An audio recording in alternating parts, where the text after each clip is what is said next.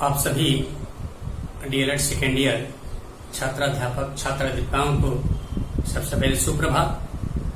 मैं कमलेश कुमार, तारकेश्वर नारायण अग्रवाल शिक्षक प्रशिक्षण संस्थान हरिगांव वारा से।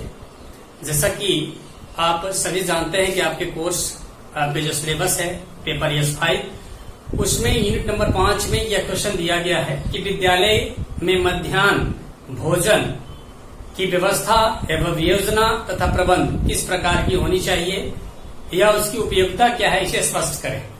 तो उसी क्वेश्चन को मैं लेकर आपके बीच में इस वीडियो के माध्यम से आया हूं और मैं ये बताने का प्रयास करूंगा कि इसकी उपयोगिता, इसका व्यवस्था किस प्रकार से कैसे होनी चाहिए।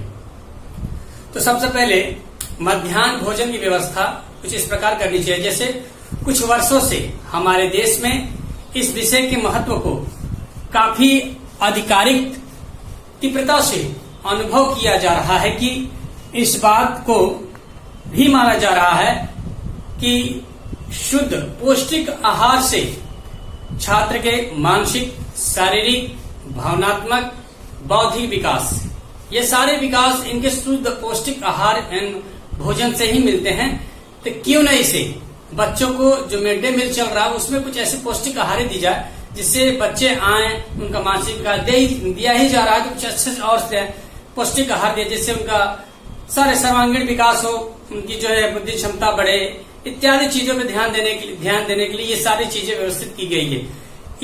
इस भोजन के लिए केंद्र सरकार, राज्य सरकार, तमाम संस्थाएं इस पे लगी हुई है कि बच्चों को इससे फायदा भी है। बच्चे जो हमारे इकोनॉमिकल जो परिवार थोड़ा आर्थिक स्थिति से कमजोर है, खाने में पीने में, तो ऐसे बच्चों को जो थोड़ा सा प्रोत्साहन भी मिलता है कि बच्चे विद्यालय में आए, उनको भोजन मिलेगा, उनको किताब कापी सरकार द्वारा जो भी चीजें मिल रही है उनको उपलब्ध होगा। उनसे जो पढ़ने से उनका मानसिक विकास, शारीरिक विकास और हमारे एक दिन हमारे देश, राज्य, घर अथवा खुद के लिए तैयार होंगे।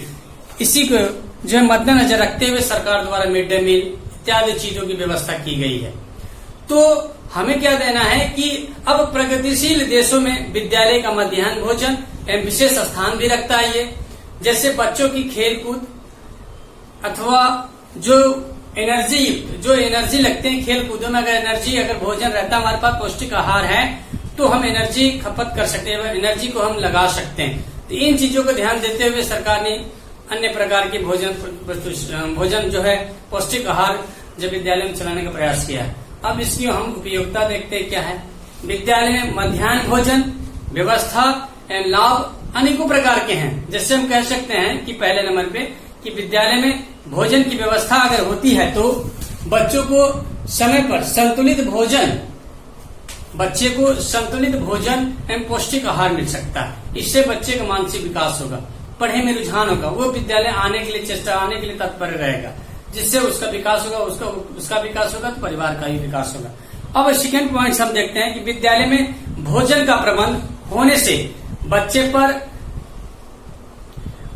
पर अनेक प्रकार की समय शक्ति लगती है, अनेक प्रकार के जो उसपे मानसिक दबाव लगते हैं, शारीरिक दबाव लगते हैं, ये उससे बच सकता है। बच्चे को जो है आने जाने की जो किल्लतें होती है, जिसे घर पे कि हमारे पास खाने को नहीं, हम नहीं जा सकते, या हम विद्यालय में रहेंगे तो पढ़ सकते हैं, या उनको कोई दिक्कत हो रहा है समय को लेकर कि नहीं हमारे यहाँ भोजन नहीं बना है या भोजन करके जाते हैं, तो ऐसी दिक्कतों को वो दूर करता है। ऐसी व्यवस्था अगर बनती है कि विद्यालय में समय पर भोजन मिलेगा तो बच्चे समय को ध्यान देते हुए घर से अगर नहीं खा पाते तो विद्यालय में जो भोजन बनता है उनके जो है उपलब्ध में वो करके पढ़ाई कर सकते हैं। उसके थर्ड नंबर में हम देखते हैं कि वस्तुतः जो समय से अधिक मध्याह्न भोजन से बच्चों को बचत होती है, उसमें क्या करना है कि बच्चे को निम्नलिखित प्रकार की चीजों से जो जोड़ने का प्रयास किया जाता है। जैसे आपको जो खेल कूद या कोई ऐसे सांस्कृतिक कार्यक्रम या कोई ऐसा सोशल कार्यक्रम या कुछ ऐसा, मतलब विद्यालय के द्वारा जो कार्यक्रम कराए जाते हैं उनमें बच्चों को जो है भोजन अगर प्राप्त होता है या मध्याह्न भोजन दिया जाता है तो उनमें उनकी जो सहभागिता बढ़ती है।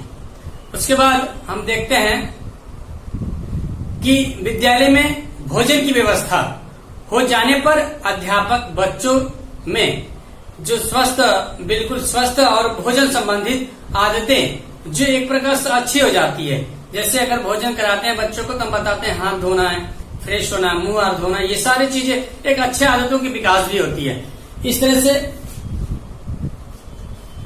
से बच्चों का विकास इत्यादि चीजों को होता बढ़ता रहता है। आप देखते हैं विद्यालय में भोजन की जो उचित व्यवस्था है, बच्चों में जो जैसे आधी छुट्टी है, या समय से बाहर न लौटना, या समय से घर पे जाना, ये अन्य समय जो चीजें होती थी, जैसे भूख लग जाना, घर बच्चे चला गया या क्लास छोड़ के चला गया, तो जिन सारे मतलब बातों पे, सारे बिंदुओं पे स्टॉप लग सकता है, रोक लग सकता है कि जब बच्चे को खाने पीने को ये मिलेगा, जो क्या जरूरत है घर जाने का, घर जब छुट्टी होगा, विद्यालय जब बंद होगा तब जाएगा। इन सारे चीजों को उससे बच्चे को रोक कर रख सकते हैं, उसका विकास कर सकते हैं। उसके बाद इकट्ठे मिलकर खाने से बच्चों में क्या है, सहभागिता, उनकी सोच बदलती है, उनके अंदर भावनात्मक विकास होता है। ये आपका कुछ ऐसे पॉइंट्स हैं जिससे विद्यालय में होते हैं विकास या उसकी उपयोगिता है। अब आगे हम आपको बताते हैं, जैसे मध्याह्न भोजन, विद्यालय में मध्याह्न भोजन की योजना, ठीक है। तो मैं इसके बारे में आपको बताना चाहूंगा कि मध्याह्न भोजन जो होता है वो निम्न प्रकार से है। जैसे भोजन अधिक खर्चीला ना हो,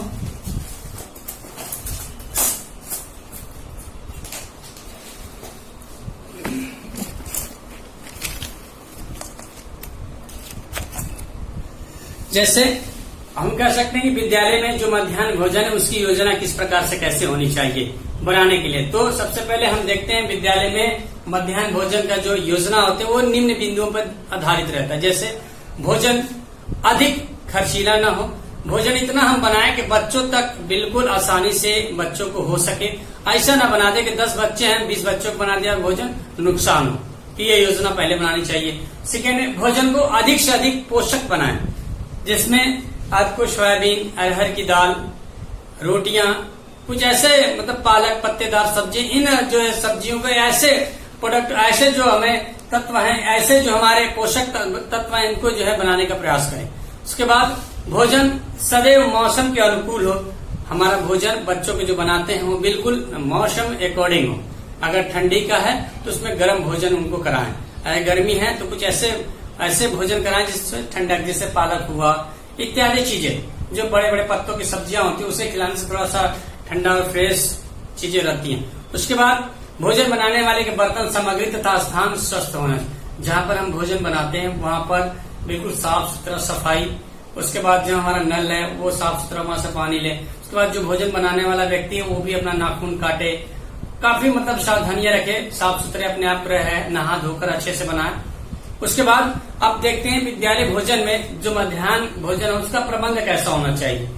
तो विद्यालय योजना, कक्ष, पाठशाला, इसमें क्या है कि एक प्रबंध है कि जो हमारा भोजन रखा जाएगा विद्यालय के एक पाठशाला जो खाली रूम है उसमें रखा जाएगा, जिससे वहां पर सुरक्षित रहेगा और वहां का गेट बंद कर रहे, खिड़की और खुली रहे, थोड़ा हवादार रहे, वहां से खाने का जो खराब न हो। ऐसी स्थिति में तो इसका अर्थ यह होता है कि विद्यालय में द्वारा संचालित भोजन कक्ष का पाठशाला है। इससे जैसे एक रूम अगर हो जाता है कि हमारा ये भोजन के लिए ये ऊपर लिख दिया जाता है कि भोजनालय या भोजन सामग्री इत्यादि चीजें, तो वहाँ पर एक रूम रहेगा, वहां पर सुरक्षित रहता है। उसके बाद आप देखते हैं दूसरा नंबर है विद्यालय में जलपान गृह। अब देखते हैं कि दूसरा जो रूम रहेगा उसमें जलपान गृह, जिससे बच्चों को उसमें बैठाकर कराने का, भोजन नाश्ता पानी देने का एक रूम रहेगा।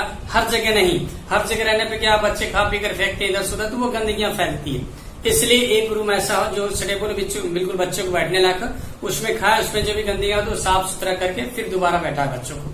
ये हो गया आपका भोजन जो विद्यालय में जलपान गृह। उसके बाद मध्याह्न भोजन संबंधी कुछ आवश्यक और बातें होती है, जैसे यदि भोजन शुद्ध, प्रवृत्त और ढंग से नहीं बनाया जाएगा तो बच्चों में अनेकों प्रकार की बीमारियां होती। इसलिए विद्यालय प्रबंध हमेशा इस बात को ध्यान दें कि भोजन जो संबंधी आवश्यक बातें हैं उन पे, जैसे यदि भोजन शुद्ध पवित्र अगर बनता है, सही ढंग से बनेगा तो बच्चों को वो प्रभावित नहीं करेगा, बच्चों को शुद्ध भोजन मिलने से उनका जो है स्वास्थ्य सही रहेगा। ये आपका हो गया विद्यालय प्रबंध। उसके बाद विद्यालय प्रबंध में ही विद्यालय का प्रबंध ऐसा करना चाहिए भोजन का कि निःशुल्क भोजन हो, इसमें किसी प्रकार का कोई शुल्क न लिया जाए बच्चों से। जैसे उच्चतम न्यायालय या सर्वोच्च न्यायालय या सभी हमारे राज्य सरकार, भारत सरकार द्वारा ये आदेशित है कि किसी भी सरकारी विद्यालय सरकार द्वारा सहायता प्राप्त प्राथमिक विद्यालयों में मध्याह्न भोजन से संबंधित किसी प्रकार का बच्चे से शुल्क न लें और अनिवार्य तरह से भोजन कराएं। अगर किसी प्रकार, जैसे अभी चल रहा है हमारा लॉकडाउन, तो लॉकडाउन में अगर विद्यालय हमारे बंद हैं तो उन बच्चे जिनकी आर्थिक स्थिति कमजोर या जो बच्चे एडमिशन रजिस्ट्रेशन कराए हैं प्राथमिक विद्यालय में, उन सभी बच्चे के खाते में उतनी रुपये भेजी जा रही है जैसे एक दिन का जो उनका मध्याह्न भोजन का खर्च आता है, जो बनता है, उसको उनके खाते में डाला जा रहा है। तो ये विद्यालय भोजन की व्यवस्था होनी चाहिए। अगले दिन इसके जो कुछ पार्ट्स हैं मैं लेकर आऊंगा।